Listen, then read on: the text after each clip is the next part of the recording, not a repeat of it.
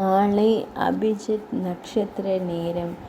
நாளை திங்கள்கிழமை பிற்பகல் 12:25 மணி முதல் 12:49 மணி வரை இருக்கும் அபிஜித் நட்சத்திர நேரத்தை குறித்த சிறப்பான தகவல் ஆகும். நாளை திங்கள்கிழமையில் பிற்பகல் உள்ள அபிஜித் நட்சத்திர நேரமான 24 நிமிடத்தை யாரும் தவறவிட வேண்டாம். சாதாரணமாகவே மாதந்தோறும் ஒரு முறை அல்லது 2 முறை இந்த அபிஜித் நட்சத்திர நேரமானது வரும். அந்த வகையில் இந்த சித்திரை மாதத்தின் அபிஜித் நட்சத்திர நேரம் நாளை 21ஆம் தேதி திங்கள்கிழமை அன்று வர இருக்கிறது. உத்திராடம் மற்றும் திருவோணம் நட்சத்திரத்திற்கு இடைப்பட்ட 24 நிமிட காலத்தை தான் அபிஜித் நட்சத்திர நேரம் என்று கூறுகின்றோம்.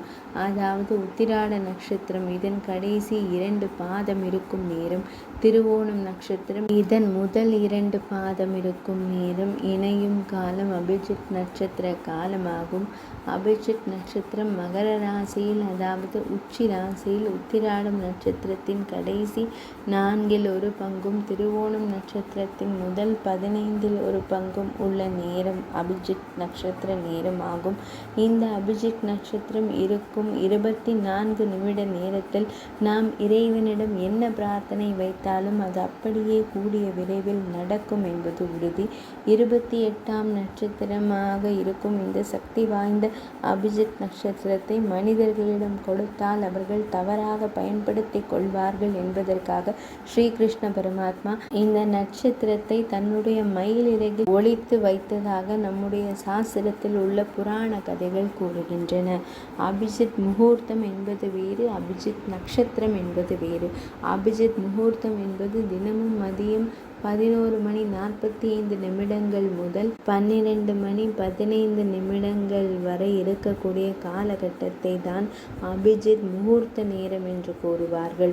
தினந்தோறும் இந்த அபிஜித் முகூர்த்த நேரத்தில் நம்முடைய வேண்டுதலை பிரபஞ்சத்திடம் கூறினாலும் நமக்கு நல்ல பலன் கிடைக்கும். இருந்தாலும் அதைவிட சக்தி வாய்ந்தது தான் இந்த அபிஜித் நட்சத்திர நேரம்.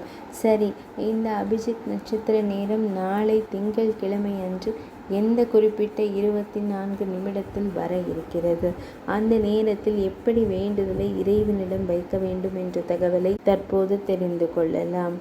நாளை திங்கள்கிழமை நாளில் வர இருக்கும் அபிஜித் நட்சத்திர நேரம் நாளை ஏப்ரல் மாதம் 21ஆம் தேதி சித்திரை மாதம் 8ஆம் தேதி திங்கள்கிழமை பிற்பகல் 12:25 தொடங்கி 12:49 வரை உத்திராட நட்சத்திரம் இதன் கடைசி 2 பாதம் இருக்கும் நேரம், திருவோணம் நட்சத்திரம் இதன் முதல் 2 பாதம் இருக்கும் நேரம் இணையும் கால நேரமான இடைப்பட்ட 24 நிமிடங்கள் அபிஜித் நட்சத்திரம் நேரம் எனப்படுகிறது. இந்த அபிஜித் நட்சத்திர நேரத்தில் பூஜை அறையில் விளக்கேற்றி கீழ்கண்ட மந்திரத்தை 3 முறை ஜெபிக்கவும். அபிஜித் சித் சக்தி துதி. அபிஜித ஆகமாந்து தீர அபிஜிதாம்பர நட்சத்திராணாம் நாததீய ஜோதினாம் நல கங்காதர பவ தாரண சிவஸ்ய விஷ்ணு மேதீனாம் பவ தவளாம் சுத பரிபாலய சரணாகத பாகிமாம். மேலும் இந்த அபிஜித் நட்சத்திர நேரத்தில் இல்லத்தில் உள்ள பூஜை அறையில் இருக்கக்கூடிய பகவான் ஸ்ரீகிருஷ்ணரின் படத்திற்கு முன்பாக 2 அகல் விளக்கில் நெய் ஊற்றி தீபம் ஏற்றிக் கொள்ளுங்கள். ஸ்ரீகிருஷ்ணரின் படம் இல்லை என்பவர்கள் பெருமாளின் படத்திற்கு முன்பாக இந்த வழிபாட்டை செய்யலாம். இப்படி தீபம் ஏற்றி வைத்த பிறகு அவருக்கு துளசி மாலையை சாற்றி மஞ்சள் நிற மலர்களை வைத்து உங்களுடைய நீண்ட நாள் கோரிக்கை எதுவோ அந்த பிரச்சனை உங்களுக்கு சரியானால் நீங்கள் நிம்மதியாக வாழ முடியும் என்று நீங்கள் நினைக்கிறீர்களோ அது சரியாக வேண்டும் என்று பெருமாளிடம் வேண்டிக் கொள்ள வேண்டும். இயன்றவர்கள் மஞ்சள் நிறத்திலான லட்டுவை பெருமாளுக்கு முன்பாக பிரசாதமாக வைத்து இந்த வழிபாட்டை மேற்கொள்ளலாம். தீபமேற்றி முடித்த பிறகு மேற்கண்ட அபிஜித் சித் சக்தி துதியை 3 முறை மனதார கூறி ஸ்ரீகிருஷ்ண பரமாத்மாவை மனதார நினைத்து உங்களுடைய பிரார்த்தனையை இந்த பிரபஞ்சத்திடம் கூற வேண்டும். அபிஜித் நட்சத்திர வேளையில் தொடங்கும் காரியங்கள் நிச்சயம் நன்மையில் முடியும். இந்த நேரத்தில் எந்த தோஷமும் இல்லை. ராகு காலம் யமகண்டம் அஷ்டமி நவமி கரிநாள் பிரதமை செவ்வாய் சனிக்கிழமை என்று எந்த தடங்களும் இல்லை. உத்திராடத்திற்கு கணபதி, திருவோணத்திற்கு திருமால். இவர்களை வணங்கி முதல் முறையாக அபிஜித் நட்சத்திர நேரத்தில் என்ன பிரார்த்தனையை செய்கிறீர்களோ அந்த பிரார்த்தனை நிறைவடையும் வரை அடுத்தடுத்த மாதம் வரக்கூடிய அபிஜித் நட்சத்திர நேரத்திலும் ஒரே பிரார்த்தனையாகத்தான் வைக்க வேண்டும். மாற்றி மாற்றி பிரார்த்தனை செய்யும் போது வேண்டுதலுக்கான பலன் கூடிய விரைவில் உங்களுக்கு கிடைக்காது. பூஜை அறையில் ஏற்றி வைத்திருக்கும் விளக்கிற்கு முன்பு உங்களுடைய வேண்டுதலை வைக்கலாம். நல்ல வேலை கிடைக்க, நோய் நொடி தீர, பிள்ளைகள் நன்றாக படிக்க, கடன் தீர, இப்படி என்ன வேண்டுதலை வைத்தாலும் சரிதான். நீங்கள் என்ன வேண்டுதல் வைத்திருக்கிறீர்களோ அது சம்பந்தப்பட்ட மந்திரங்களை கூறி வழிபாடு செய்யலாம். நல்ல வேலை கிடைக்க வேண்டுமென்றால் ஹனுமன் மந்திரம், கடன் சுமை குறைய வேண்டுமென்றால் அன்னை மகாலட்சுமி மந்திரம், பணவரவு அதிகரிக்க வேண்டுமென்றால் குபேரர் மந்திரம், இப்படி தங்களுக்கு தெரிந்த மந்திர உச்சாடனங்களை செய்து இந்த பிரார்த்தனையை இறைவனிடம் வைக்கலாம். அல்லது உங்கள் குலதெய்வ வழிபாடு, இஷ்ட தெய்வ வழிபாட்டு மந்திரத்தை கூட கூறலாம், தவறில்லை.